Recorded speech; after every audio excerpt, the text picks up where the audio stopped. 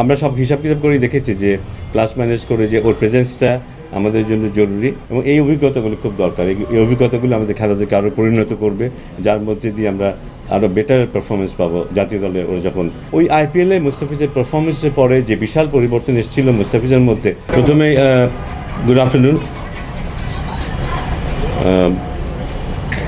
ধর যে আমাদের বেশ কিছু বিষয় আছে যেগুলি আমরা আলাপ করতে পারি, বিশেষ করে মুস্তাফিজের বিষয়টা।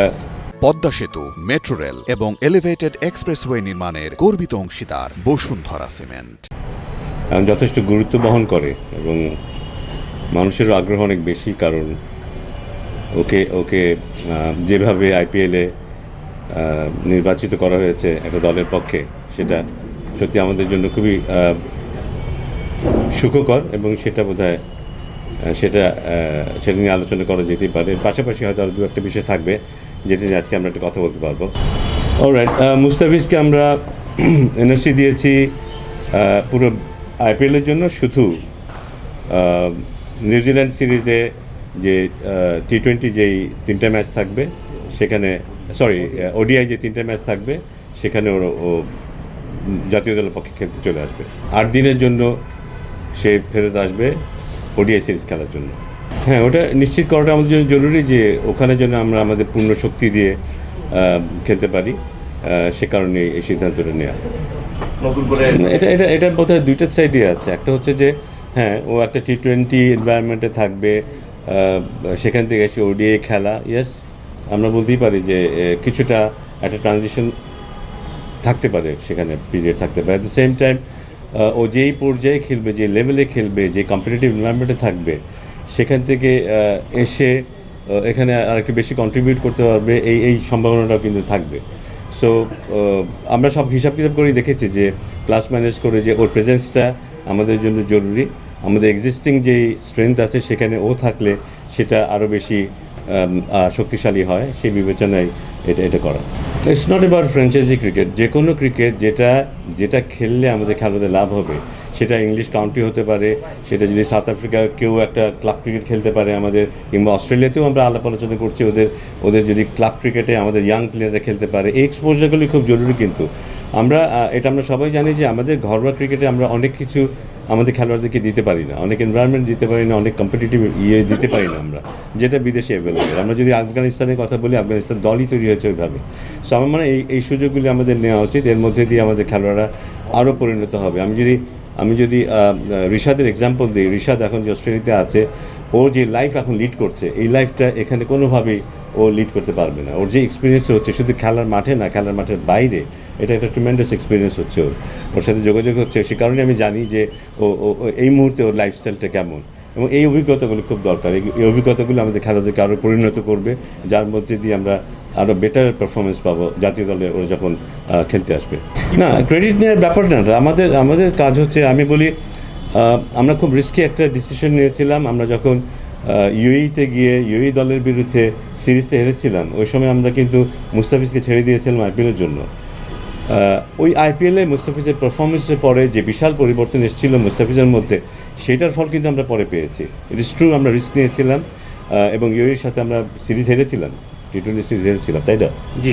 আমার মনে হয় যে কিছুটা রিস্ক আমাদের নিতে হবে। এর মধ্যে যদি আমরা যদি ভবিষ্যতের কথা চিন্তা করি, ভালো একটা সুন্দর ভবিষ্যতের কথা চিন্তা করি, এই রিস্কগুলো আমাদের নিতে হবে এবং এটা পজিটিভলি ফেরত আসবে আমাদের কোনো না কোনো সময়। ওডিআই তো আমরা জানি যে আমাদের কোয়ালিফিকেশনের জন্য আমরা ওই জায়গাটায় আমরা বিন্দুমাত্র ছাড় দিতে রাজি না। আমরা এখন যে জায়গাটাতে আছি, আমরা যদি নিরাপদ জায়গায় থাকতাম সেখানে হয়তো আমরা সেটা করতে পারতাম, কিন্তু আমরা সেই জায়গাটায় নেই বলে এই সিদ্ধান্তটা নেওয়া।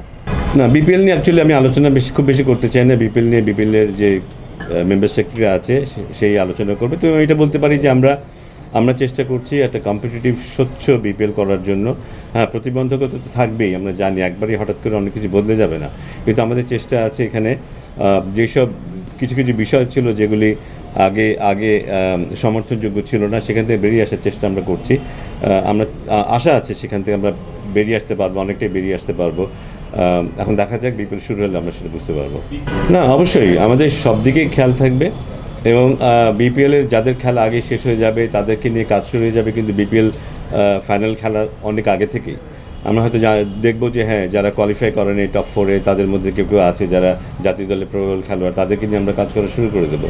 এবং বিপিএল শেষ হওয়ার পরপরই কিন্তু ছোট্ট করে ঘরের মাটিতেই কিছু ট্রেনিং প্রোগ্রাম হবে 2-3 দিনের জন্য, কারণ সময় খুব কম এবং দল খুব সম্ভবত, আমি যদি ভুল না করে থাকি, এখনও চূড়ান্ত সিদ্ধান্তটি হয়নি, সব কিছু হয়নি, বাট হয়তো দল 28 তারিখে চলে যাবে বেঙ্গালুরুতে। ওখানে আমরা 2টো প্র্যাকটিস ম্যাচ খেলছি বিশ্বকাপের ইমিডিয়েট আগের, একটা নামিবিয়ার সাথে এবং একটা আফগানিস্তানের সাথে। সো বেঙ্গালুরুতে আমরা 28 তারিখে চলে যাব আইসিসির মূল পিরিয়ড শুরু হওয়ার আগে। স্যার এখানে কিছু অ্যাড করতে পারি? যেহেতু ওয়ার্ক ম্যানেজমেন্টের কথা হলো, আমরা গত বছরও এই মেজারটা নিয়েছিলাম, এবারও থাকছে।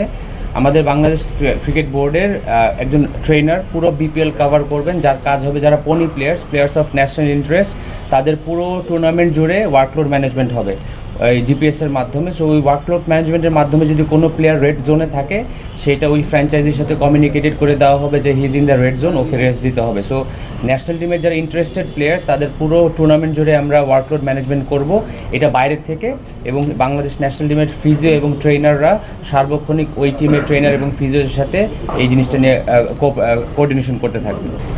না, আমার মনে হয় যে সাকিবেরই কথা ছিল যে when he first went to play county cricket, ওটা ওর মধ্যে যে পরিবর্তন আনছিল। ক্রিকেট কি, এটা আসলে ক্রিকেটে শুধু ব্যাট বল দিয়ে খেলে না, তো এর মধ্যে যে ইমোশন থাকে, এর মধ্যে যে এটাকে অনেক বড় একটা ক্যানভাসে যদি দেখার সুযোগই আমরা না পাই, খেলোয়াড়দেরকে সেই সুযোগটা দেখার সুযোগটি আমরা করে নিতে না পারি, ওরা কখনো তাদের অপটিমাম ইয়েতে যেতে পারবে না। কিন্তু ইটস এ হিউজ থিং ক্রিকেটে, যেটা আমরা অস্ট্রেলিয়া একজন ক্রিকেটার সেটা উপলব্ধি করে, ইংল্যান্ডে একজন ক্রিকেটার সেটা উপলব্ধি করে, আমরা সেই উপলব্ধিটা দিতে পারি না আমাদের খেলোয়াড়দের।